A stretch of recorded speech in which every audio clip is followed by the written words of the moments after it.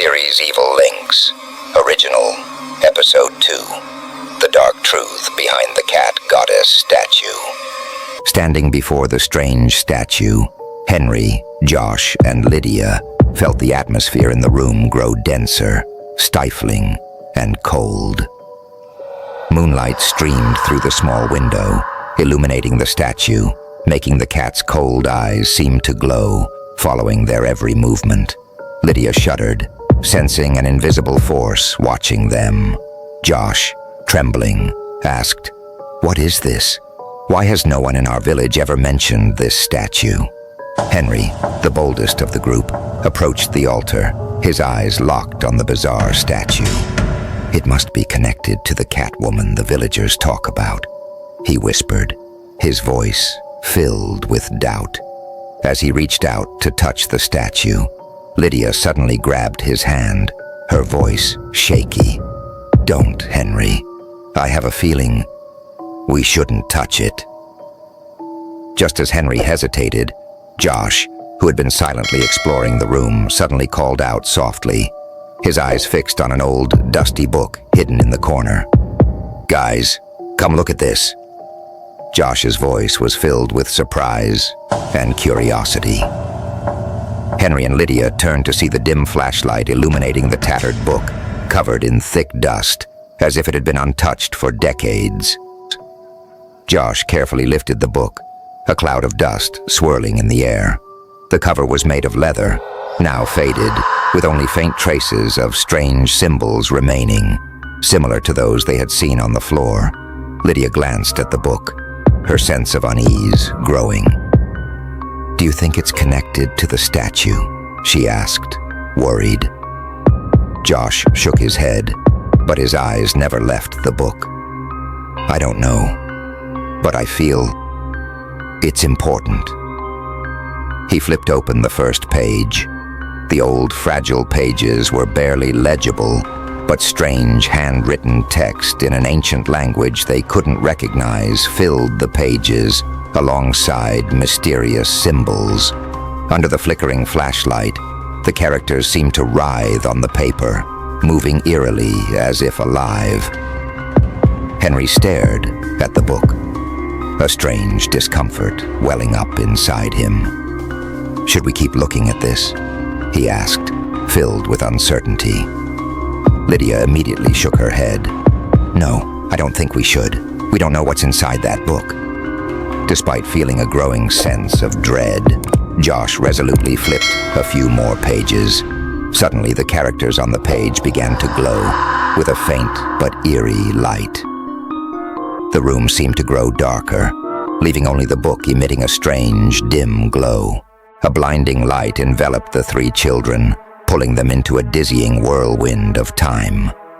As the light gradually faded, Henry, Lydia, and Josh opened their eyes, shocked to find they were no longer in the old house but standing in a scene from the past. They stood frozen as they realized they were in their own village. But everything was different. Dusty roads, thatched roof houses, and villagers dressed simply. It was all an image from hundreds of years ago. The children tried to reach out and touch the objects around them, but quickly realized that everything was like a mirage. Their hands passed through everything, unable to feel anything. Henry, Lydia, and Josh were stunned to realize they were mere observers, unable to interact with this past.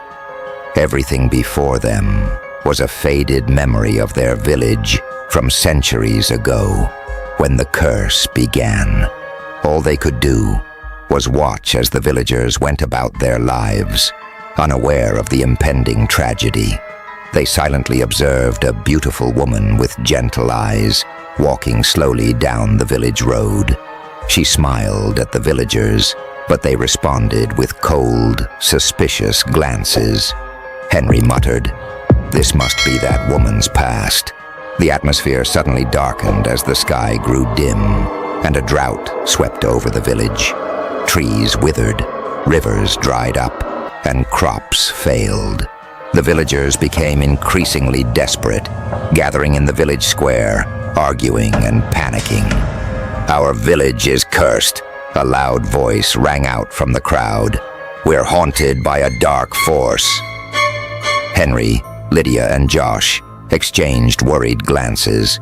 The tension mounted as the crowd began to direct their suspicion toward the woman.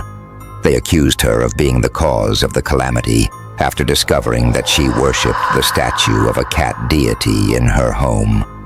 They believed she was a witch, that she had contacted dark spirits, and that her presence had brought the deadly drought. "We must offer a sacrifice to lift the curse from the village," a man shouted, and the crowd began to chant in agreement. Lydia's heart pounded as they witnessed the brutal scene. The woman was captured, her eyes filled with pain and despair as she pleaded for mercy from those she had once considered neighbors and friends. They tied her to a large stone pillar in the forest, denying her food or water, leaving her to die of starvation. Before her death, the woman cursed the village, vowing to return at every full moon to seek revenge. Since then, innocent children had become the targets of her wrath. Each missing child left behind a strange clue, bloody cat paw prints leading deep into the forest. The villagers had searched many times, but never found anything but a deadly silence. "You guys, did you see that?" Josh stammered, his hands trembling as he touched the page, realizing they had returned to the present along with their two friends. We're back." In front of him was the old room with the terrifying cat statue, but the tragic past was no longer there.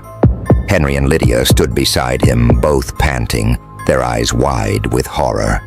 Lydia, her face pale, spoke up. What just happened?" "We saw everything.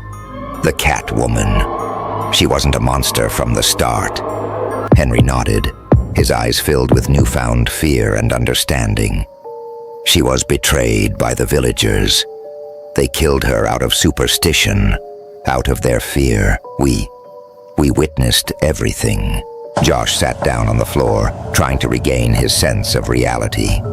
The cat footprints, the missing children. It's all part of her curse. Everything started when they tied her to that stone pillar. The room's air seemed heavier after they realized the terrible truth.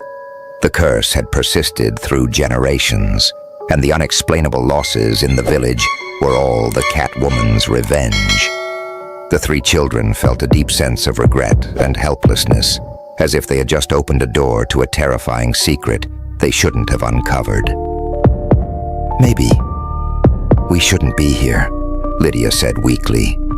"This statue, this book, everything here is connected to her." Henry looked around the room one last time, his gaze settling on the cat statue with its eerily glowing eyes. "But if we leave without doing anything, will she keep cursing the village forever? We know the truth now, but how can we end this curse?" Josh clutched the book tightly, a determined glint in his eyes. "Maybe this book holds the key to breaking the curse. We need to keep reading, find a way to free her and the village." Josh realized that after returning from the past, he could now read the characters in the book. The three children nodded quietly, seemingly resolved to face the terrifying truth and find a way out of this deadly cycle.